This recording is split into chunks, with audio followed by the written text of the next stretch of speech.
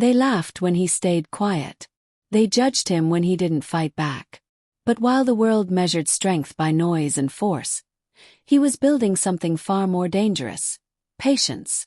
And when life finally pushed him to the edge, everything they believed about him shattered. The first time Eli Carter understood what the word weak meant, he was 9 years old, standing in the middle of a school hallway that smelled like floor cleaner and old books. His backpack lay open on the ground, notebooks scattered like fallen leaves. A boy twice his size laughed as he walked away.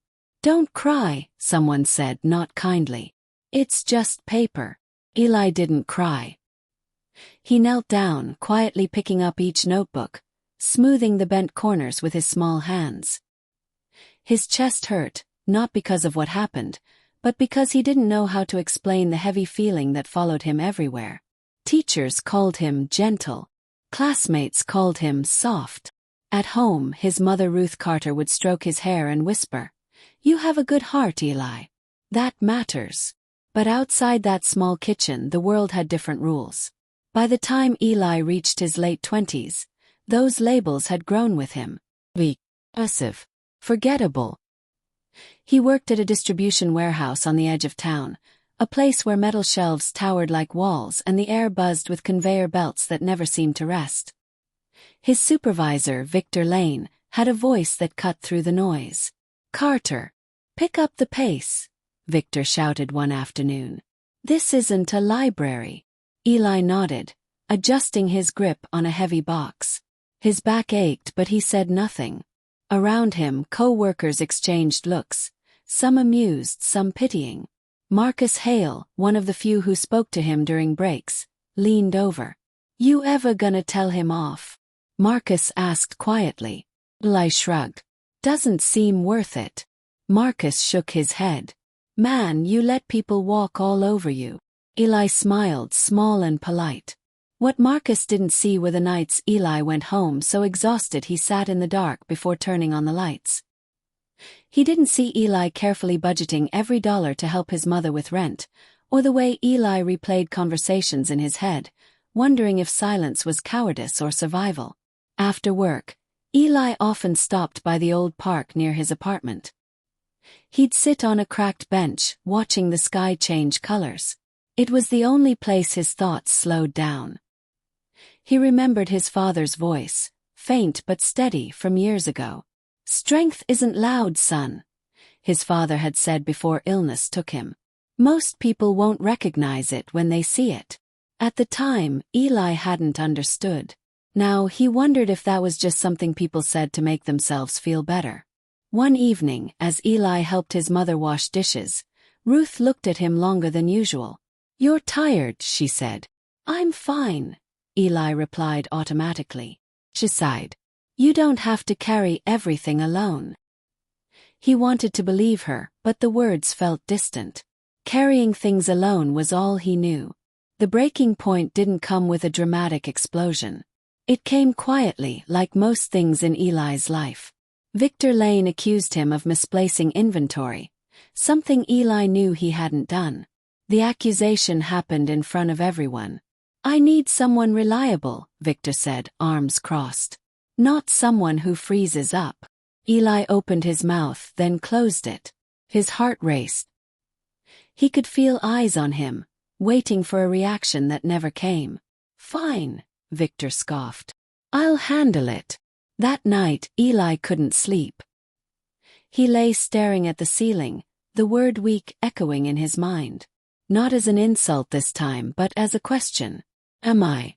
For the first time, he didn't push the thought away.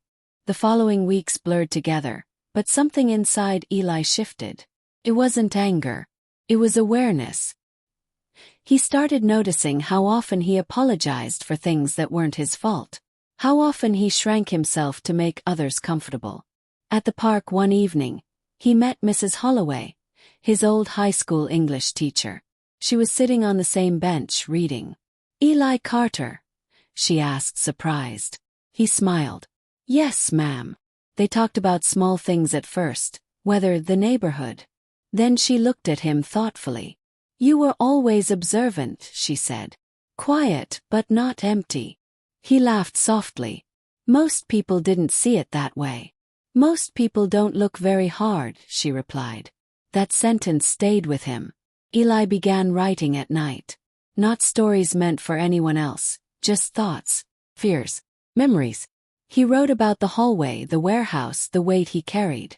The words didn't fix his problems, but they gave shape to them.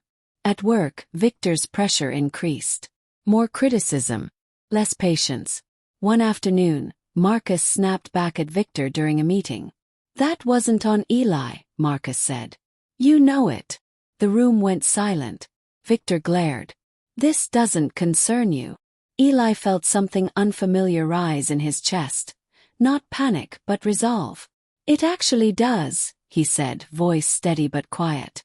Because you're wrong. Every head turned. Victor laughed.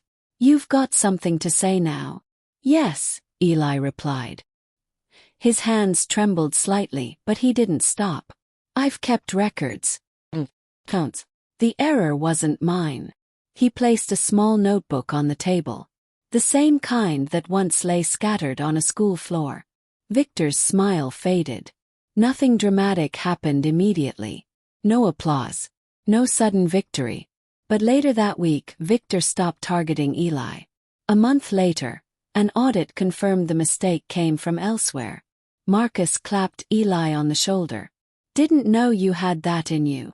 Eli thought about correcting him, but instead he said, I always did. Home, Ruth noticed the change. You're standing straighter, she said one morning. Eli smiled. I think I finally understand something Dad used to say. Life didn't suddenly become easy, but it became honest. Eli applied for a supervisory training program. He spoke up when it mattered. He still listened more than he talked, still chose his words carefully. But now his silence was a choice, not a shield. One evening, alone at the park, Eli looked up at the sky and felt something close to peace. He wasn't loud. He wasn't feared. But he was no longer invisible to himself. And that changed everything. Years later, people described Eli Carter differently. Reliable, thoughtful, steady. Some even said strong. He still worked in the same industry, but now he trained new employees. When someone struggled, he noticed. When someone stayed quiet, he listened. One young worker once asked him, How do you deal with people who think you're weak? Eli paused, choosing his words. I let them, he said. Until it's time not to. The world kept rushing, judging, labeling. But Eli moved at his own pace. He had learned that strength didn't need witnesses. It only needed truth. And those who once underestimated him, they never forgot the day they realized how wrong they were.